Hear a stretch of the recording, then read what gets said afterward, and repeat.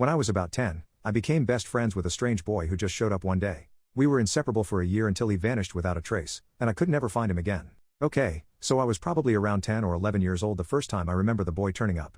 It was the middle of summer and my friends and I were swimming in a lake in one of my parents' fields. I grew up in a small farmer's town, with a population of no more than 200, and so everyone knew everyone. There were 2 schools in the town, one for boys and one for girls. I'm not sure why they split them by gender, and I'm pretty sure both have merged now, but that's what it was like when I lived there. I'm going to tell it how I remember it happening, but my friend who was there at the time remembers it slightly differently than I do. So, as I was saying, my friends, I think it was about 4 of us in total, and I were swimming in the lake at the bottom of one of my parents' fields. It was about a 15-minute walk from my main house. We had been playing there for a while, when we heard someone calling to us. We looked over and saw the boy standing at the edge of the lake, completely exposed. Once we noticed him, he shouted if he could play with us. He looked to be around the same age as us, maybe a little older but not by much. He was super pale, like white pale. I remember being amazed and kind of jealous of his super bright green eyes. He also had shoulder-length white blonde hair, like Draco Malfoy blonde. I looked to my friends, and we said yeah, and he came in the lake with us. None of us recognized him. Which as I said was weird because we had all lived in this tiny town for our whole lives and everyone basically knew everyone living there. He introduced himself as Richard, but he said he prefers if we called him Richie, so we did. I remember asking Richie where he was from, but he would go all awkward and would never give a straight answer. Anyway, after a while more of playing in the lake, Richie seemed fun and I invited him to come back to my house for supper. He straight away said he would love to come, and my friend was like, "Don't you need to ask your mom?" To which Richie said something like, "Oh, she won't mind." Remember how I said Richie was completely exposed? Well, that wasn't so strange.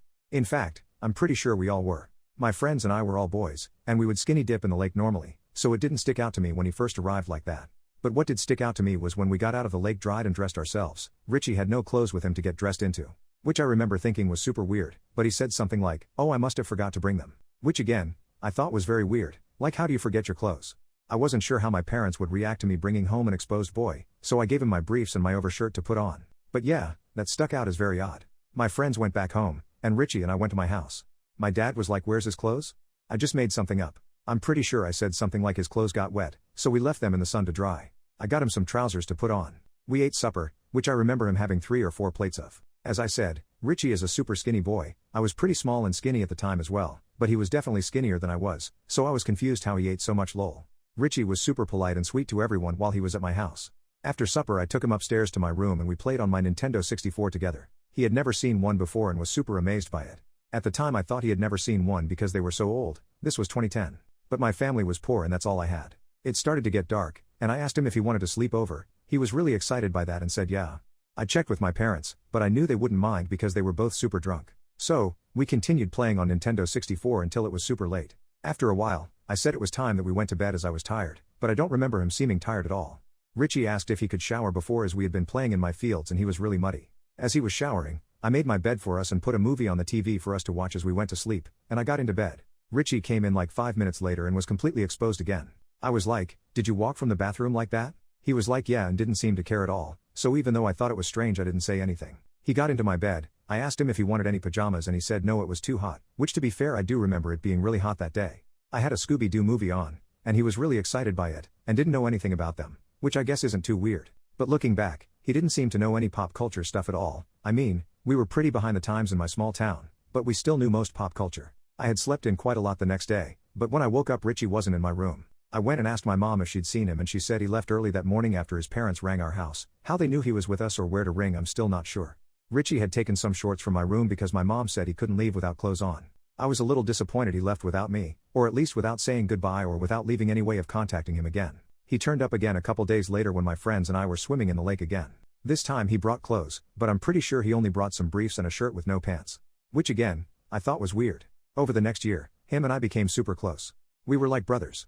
Over the year, I asked if I could see his home or meet his family, but anytime I asked anything personal about him, he would go awkward and not want to talk about it. Or he would just change the subject, but I could see it made him feel uncomfortable, so I didn't push him to tell me. He did tell me he was homeschooled, which I thought was cool, because in my mind that meant no school. As I said, we became really close over the year. I felt like he was more than a friend to me. It's difficult to explain, it's almost like we clicked from the first time we met. We became close really quick, and I felt like I could tell him anything and he would always help and support me. He helped me through so many hard times, and he definitely encouraged me to be a better person. It was almost as if he could sense when I was going through anything. For example, when my grandma passed away, I went out into my fields to cry as I didn't want to do it in front of my family. But after sitting down in some random place Richie turned up and sat next to me. He said some things that I remember helping me a lot. When I asked him how he found me, he said that we were just on a walk. Not too long after this, he just vanished.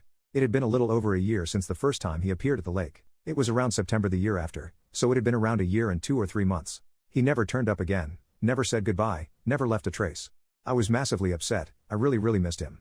I would walk around the fields looking for him, and I would hang out by the lake where we first met, hoping that he would turn up, but he never did again. I still don't know what happened to him. I've tried searching social media for him but with no luck, and since he would never tell me that much about his life, I don't have that much to go on. I asked my parents what they remember of him.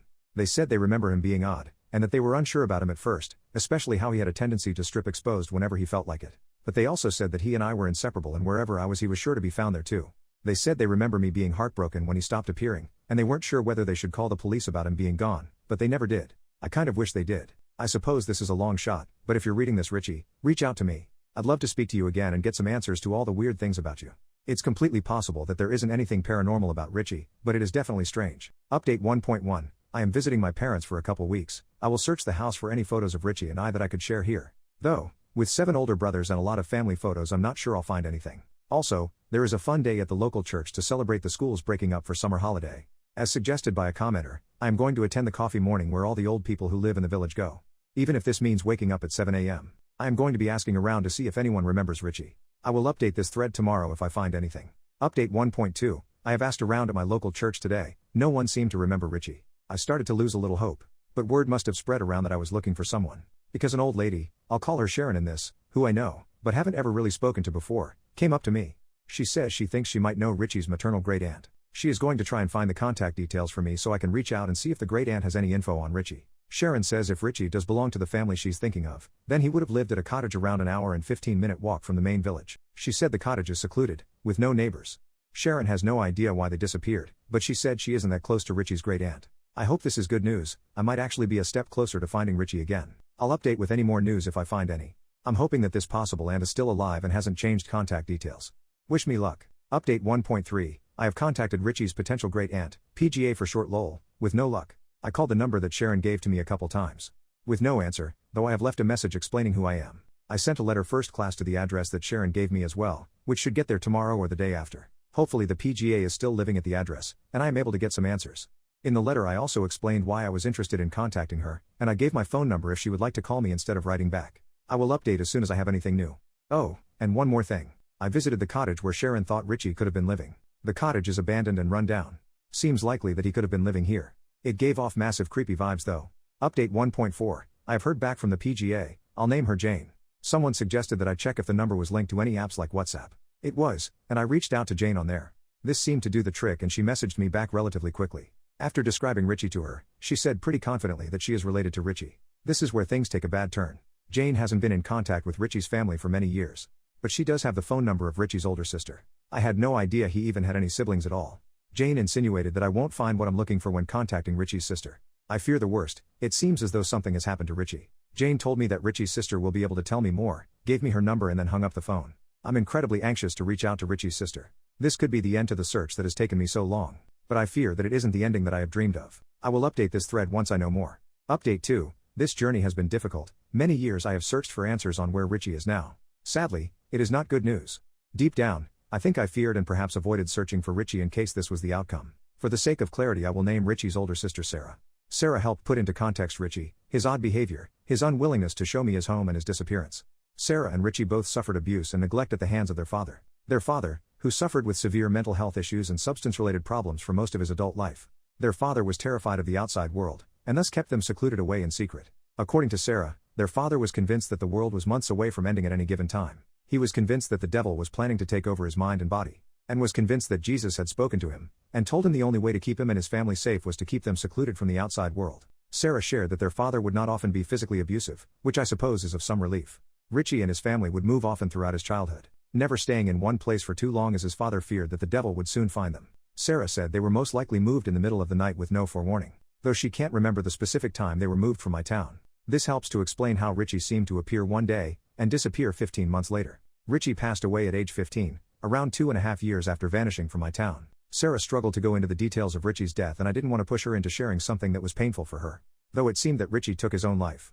Sarah told me that Richie would often speak of me, and the time we spent together, and that all Richie ever wanted to do was to come back and find me. Sadly, he never managed that. She said she thought that I was just imaginary.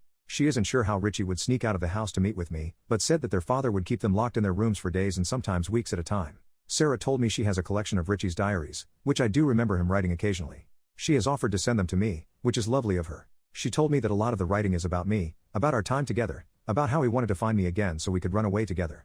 Again, she never thought I was a real person. Hearing that was so incredibly bittersweet. I look forward to reading those diaries, even though it will be incredibly difficult at the same time. She said she is glad that Richie managed to have an impact on someone on this world. I wish that I was able to express the impact that Richie had on my life. I wish I could tell Richie the impact he had on my life. I want everyone to know Richie. I want everyone to know what an amazing, kind and beautiful person Richie was. This post is difficult for me to write. Deep down, I think that I resisted searching for Richie more in case this was the outcome. Sarah told me a lot more information, but I've decided to leave out most to respect her privacy. Sarah is away and safe from her father, which I am so glad about. Richie, I love you. I'm sorry I couldn't help you. I'm sorry I didn't pick up on the signals that you were in danger. I hope you can forgive me. Richie, you were the only true friend I've ever had. It's so hard for me to write this. I feel so sick that I didn't do more. Richie, I want you to know you saved me so many times throughout my life. So many low moments in my life have been helped because of the memories of you. I am so sorry I wasn't there for you the same way you were there for me. I love you so much, Richie. Update 3. Hello everyone. Almost 1 year ago I made a Reddit post searching for answers about a childhood friend of mine that went missing. Recently that post has resurfaced and so I thought I'd give you all an update on where I am today and how I'm doing as well as how Sarah is doing. It still pains me to think about Richie, and think about how I could have and should have helped him and how I failed to save him. It does really hurt to look back on it. I really don't have many friends and I suffer from pretty bad anxiety, and I just wish I had Richie here with me. Sarah and I still occasionally talk, but not really as often as I wish we could. I have met her in real life once, which was nice. To answer a couple of the common questions, yes, I am currently in therapy. I started it not too long ago along with some medication as I have suffered for a while with severe anxiety. I am currently requesting permission from Sarah before I post any of Richie's journal entries, as I feel she should have final say on if she wants those out on the internet. No, I am not writing a book about Richie. No, this is not a promotion for a book. If anyone was to write a book about Richie and his life I would think it should be Sarah, however she does not have any interest in sharing her story. She would much rather leave the past in the past, and honestly I can't blame her. It really breaks my heart that there are so many people in here sharing that they knew a Richie, or they were a Richie. I feel like so many children, even now, go under the radar, the lives they live and the abuse they receive with no one there to help. It hurts to think that there could have been so many with us today that have sadly passed on and are no longer with us. I think everyone has a right to be remembered and I am so glad that Richie has had an impact on so many people here. Update 4. This is strange for me to be back, but I just wanted to give a short update about my life and the life of me and Sarah now. It has been almost 10 years since he unalived himself. And though I think of him less now than I did before, I still think of him. It seems insane to me that it has been almost 3 years since I posted the original post. Sarah and I speak, but still not often. We met up on his birthday last year, but we didn't this year. The year before that I didn't even know it was his birthday. Sarah is doing really well, at least from what she tells me, but again we aren't close. Sarah and I love the fact that this subreddit keeps the memory of Richie alive. She's really grateful that so many people know her brother's story. I encouraged her to make a post, but she said having that many eyes on her would be far too scary. I can understand that. I don't believe in an afterlife, not anymore. Maybe I did at one point. Richie was a real one, in every way. So, I am glad that his memory can at least live on. Sarah did not give me permission to post Richie's journals. Which I am glad about, because that would have been an invasion of his privacy too far. He has some very personal inner thoughts in them, and sometimes even I feel weird reading. You can very much tell they were written by someone who was in a lot of pain, and it is so sad for me to see them get more and more dark as he grows up. It makes me still upset that I couldn't help him in the way that he helped me. One page I will always cherish is a drawing he made of us both, labeled love.